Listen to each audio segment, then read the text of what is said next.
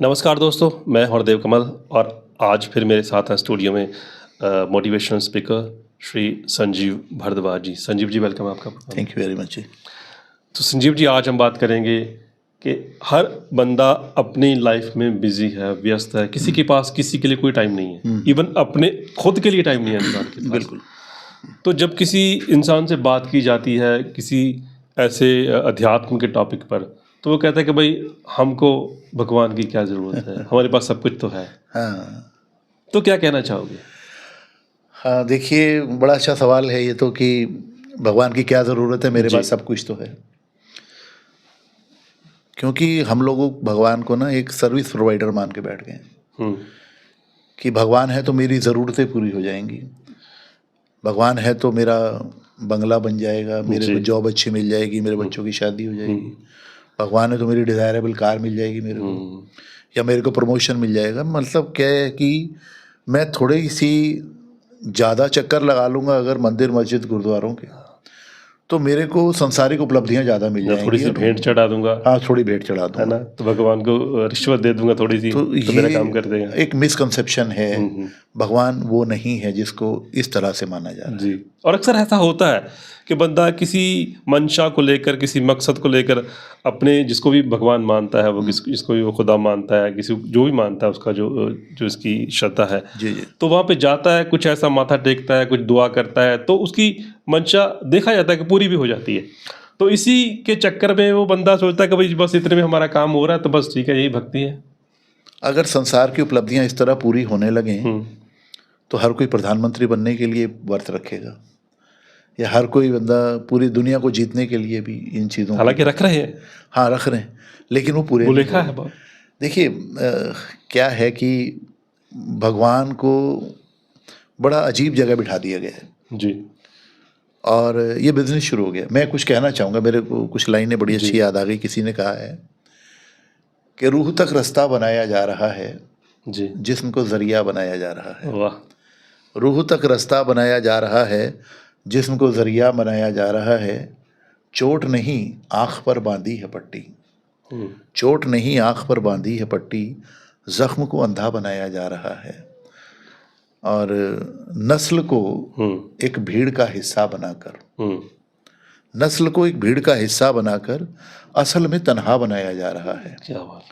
और अंतिम पंक्ति तो बड़ी कमाल की कही है कि पाप को अंजाम देने के लिए, पाप को अंजाम देने के लिए धर्म को जरिया बनाया जा रहा है। जी। तो ये जो है ना, भगवान तो एक ऐसा ट्रम्प कार्ड हो गया कि इसको कहीं भी लगा सकते हैं, और कितना भी, क्योंकि भोली भाली जनता है, इमोशनल है, और कितना भी इमोशनली इसको ब्लैकमेल किया जा सकता है भगवान के नाम पर। ये हो रहा है। जी। भगवान वो नहीं है जिसको हमारी इस दुनिया की परिभाषा में भगवान कहा जाता है। भगवान तो बड़ी अलग चीज़ है। भगवान की बात करूं तो कुछ मैंने कैटेगरीज सुनी है। पहले होते आर्थी। आर्थी वो होते हैं जो डर के भक्ति करते हैं, जी। जिनको डर लगा रहता है कि कहीं पाप ना हो जाए, मैंने ये मान लिया है तो कहीं गलत ना हो जाए, अगर मैंने कहा है कि नंगे पैर में जाऊं तो कहीं ऐसा ना हो कि मिस हो जाए और मैं उस दिन नहीं गया तो और भी ज़्यादा गड़बड़ है, या कई बार मैं ऐसा फास्ट रख लूँ और मैंने कुछ खा लिया तो गुनाह हो गया, अपराध हो गया। तो ऐसे भक्त जो डर के भक्ति करते हैं वो आर्थी श्रेणी में आते हैं। जी। जी। जिनका भक्ति से कोई मतलब नहीं रह गया होता, वो डरते ही रहते हैं। जी। दूसरे होते हैं अर्थार्थी। ये ट्रांजैक्शनल भगत होते हैं। अच्छा। ये होते हैं कि मैं एक धागा बांध के आ रहा हूँ और अगर मेरा काम हो गया तो मैं 21,000 रुपये चढ़ावा चढ़ा दूंगा, और नहीं हुआ तो नहीं चढ़ाऊंगा। काम हो गया तो ये भगवान सही है, नहीं हुआ तो ये भगवान नकली। वो तो आगे की बात है। अगर 2-3 बार धागा बांधने के बाद नहीं हुआ तो फिर चेंज कर लिया है, फिर अब दूसरी जगह से भगवान से मांगा जाए। ठीक है। यानी जो दे रहा है वो भगवान है, जो नहीं दे रहा वो भगवान नहीं है। हाँ, ये बिल्कुल क्लियर उनका कॉन्सेप्ट है। और इसके लिए वो भगवान बदलने में थोड़ी भी देर नहीं लगाते। जैसे उनकी डिमांड पूरी नहीं हुई, दे चेंज।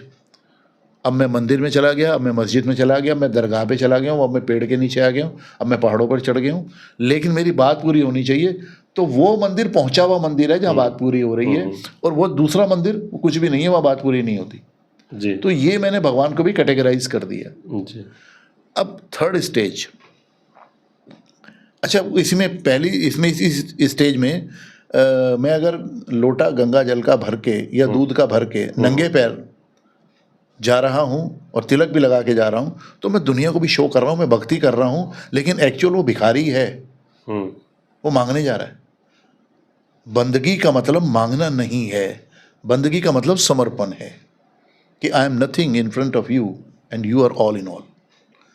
लेकिन मैं तो एक लोटे के दूध के बदले में कुछ चाहता हूँ, मैं लालची, तो वो मेरी भक्ति नहीं है। थर्ड कैटेगरी आती है जिज्ञासु की। जी। जिज्ञासु को ये पता चल जाता है, वो थोड़ा सा मैच्योर है, उसको ये पता चल जाता है कि तू है तो सही कहीं ना कहीं जी, पर तू है कहाँ। तेरी वेव्स आती है मेरे को जब भी मैं बैठता हूँ, कभी किसी कीर्तन में, कभी किसी अजान की आवाज़ सुनता हूँ, या जहाँ तेरा नाम लिया जा रहा हो वहाँ अगर मैं गुजरता हूँ तो मेरे को फील होता है कि कुछ रूहानियत है जो मुझे टच कर रही है, बट एक्चुअल तू कहाँ पर है जी। अब इसमें वो तेरे को खोजता है जी। खोजने में उसके मन में जिज्ञासा डे बाय डे बढ़ती चली जाती है जी। और वो एक ऐसा पवित्र सा जीवन जीने की कोशिश कर रहा होता है जो उसको अभी मिला नहीं है जी। तो वो जिज्ञासु श्रेणी हुई जी। और चौथी श्रेणी जो मेन श्रेणी है दैट इज ब्रह्मज्ञानी। जी। ब्रह्मज्ञानी का मतलब उसको ये ज्ञान हो गया है कि तू कहाँ पर मौजूद है, तो दिखता कैसा है जी, या तू किस तरह से अपने कामों को कर रहा है, ये ब्रह्मज्ञानी है। और ब्रह्मज्ञानी जब इसके विराट स्वरूप को देख लेता है, इसको जान लेता है, पहचान लेता है, तब उसको अपना पता चलता है कि तू कौन है।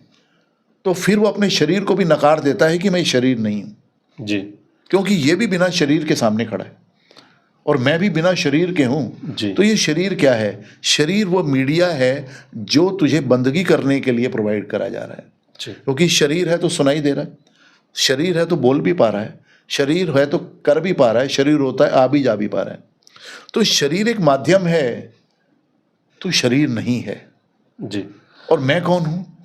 आप कुछ कहने वाले हैं? जी, मैं सवाल पूछ रहा था आपके इस जवाबों से। जैसे आपने चौथी श्रेणी और पांचवी श्रेणी की बात किया, चौथी उसके अगली बात की जिज्ञासु की श्रेणी।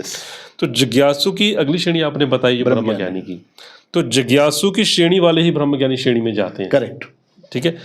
तो वो जितने ब्रह्मज्ञान की श्रेणी में जाते हैं, क्या सभी कन्वर्ट हो पाते हैं उसमें? यहाँ पे नहीं, ब्रह्मज्ञान लेना और ब्रह्मज्ञान पर चलना दो अलग बातें। जी। ब्रह्मज्ञान एक जानकारी है। जैसे आप स्टूडियो में बैठे हो, आपको ये भी पता है मिक्सर के ये बटन ये काम करते हैं, ये बटन ये काम करता है, लेकिन अब इस जानकारी से ही सब कुछ नहीं हो जाना, उसको ऑपरेट करना भी आना चाहिए कि मुझे कितनी नॉब ऊपर करनी है, कितनी नीचे करनी है, कहाँ पर मुझे लेवल सेट करना है, कहाँ पर मुझे रिकॉर्डिंग पॉज करनी है, कहाँ पर मुझे रेगुलर करनी है। तो जब तक मैं उसको एग्जीक्यूट नहीं करता, ये ज्ञान रखा का रखा रह गया। इसी तरह कार ड्राइविंग भी है। अगर कार ड्राइविंग में मैं एक बुक से पढ़ लेता हूँ कि ये स्टीयरिंग है, ये गियर है, ये रेस है, ये ब्रेक है, और मुझे कार चलानी नहीं है जी, तो ब्रह्मज्ञान एक जानकारी है, लेकिन उस पर चलना ब्रह्मज्ञानी है। तो चौथी श्रेणी से जब बंदा अगली श्रेणी में जाता है, आपने बोला ब्रह्मज्ञान की, तो वहाँ नहीं सेट हो पाता तो वो डाइवर्ट हो जाता, उल्टा हो जाता, वापस भी आता है, उल्टा भी आता है। हाँ, वो असल में जब बिल्कुल नास्तिक भी हो सकता है वहाँ पे आके, तो उसको लगेगा यार कुछ भी नहीं है अभी तो। नहीं, नास्तिक तो नहीं, वो कुछ भी नहीं होता फिर उसके बाद जी, वो कुछ भी नहीं होता। उसकी हालत सबसे गंभीर होती है, सबसे खराब हालत में होता है वो जी, क्योंकि कभी उसका यकीन होता है, कभी नहीं होता, वो डिप्रेशन में होता है। डिप्रेशन में होता है। अच्छा, ये ना एक किताब है जी, ब्रह्मज्ञान एक किताब है जिसको पढ़ के समझ के उसी के अनुसार खुद को ढालना होगा जी। तो ये जैसे मैंने सवाल शुरू किया था कि भाई भगवान की ज़रूरत क्या है, जैसे हम भगवान को अपनी ज़रूरतों के हिसाब से यूज़ करते हैं कि भाई हमको इसकी ज़रूरत है, हम गए और माथा टेका कि भाई भगवान हमारा ये काम कर दो, ठीक है, तो भगवान ने कर दिया तो ठीक है, नहीं कर दिया तो बात अलग है। तो वो उन लोगों को इस बात पे कैसे एग्री किया जाए कि भाई तुमको भी भगवान की ज़रूरत है भाई? देखो, मैं तो इसका जवाब कुछ दूसरा ही देने वाला हूँ जी। भगवान की ज़रूरत नहीं है, बल्कि भगवान ने किसी ज़रूरत के लिए हमें बनाया है जी। यानी भगवान को किसी काम के लिए हमें बनाना पड़ा और हमें ये समझ आ जाए कि जिस काम के लिए हमें बनाया गया है उसके लिए उपलब्ध है भी या नहीं है। जी। तो ये बड़ा ज़रूरी है कि आई शुड नो, मुझे पता होना चाहिए कि मेरा निर्माण क्यों किया गया है। मैं जिस काम को करने के लिए आया हूँ वो मैं समझ भी पा रहा हूँ, या मैं और ही चक्करों में उलझा हुआ हूँ और अपने आप को ख़राब कर रहा हूँ, जबकि मेरे को बनाने में कोई ऐसा नहीं हुआ कि सॉफ्टवेयर ख़राब हो गया होगा भगवान का और मैं आ गया हूँ। मैं प्री प्लान्ड हूँ, समझी सोची ताकत से मुझे बनाया गया है, और मेरे अंदर जित गुणों को भरा गया है उसमें भी एक प्लानिंग है। मेरे एक एक पल और एक एक फ्यूचर की, एक एक दिन की भी प्लानिंग इस सच्चे पातशाह ने बनाई है जी। और मुझे प्रेजेंट किया, और उसके अंदर मेरे अंदर दिमाग डाल दिया गया और मुझे सेल्फ ड्राइव किया गया कि अब तू करके तो दिखा। और सबसे बड़ी सौगात, अगर मुझे ब्रह्म ज्ञान दिया गया है तो आई एम सेलेक्टेड हियर। अब सिलेक्शन के बाद ये सच्चे पातशाह मुझे देख रहा होता है कि मेरा सोचना कैसा है, मेरा चलना कैसा है, मेरा व्यवहार कैसा है, मेरी रचना कैसी है, और मैं क्या डेवलप कर पा रहा हूँ ह्यूमन काइंड के लिए, मानवता के लिए। अच्छा, आपने कहा कि जैसे लोग अपनी ज़रूरत के हिसाब से भक्ति करते हैं, ठीक है ना, तो भक्ति करते हैं, इसमें कोई दो राय नहीं है, लेकिन भगवान को खुश करने के लिए बंदगी करते हैं। ये भी कुछ लोग हैं जो सिर्फ भगवान को खुश करने के लिए बंदगी करते हैं। तो भगवान को अपनी बंदगी करवाने की ज़रूरत क्या है? देखिए, भगवान कोई ऐसा नहीं कि उसको चापलूसों की ज़रूरत है कि जो मेरी ज़्यादा चापलूसी करेगा, ज़्यादा गुणगान गाएगा तो मैं उसके ऊपर दया बरसा दूंगा जी।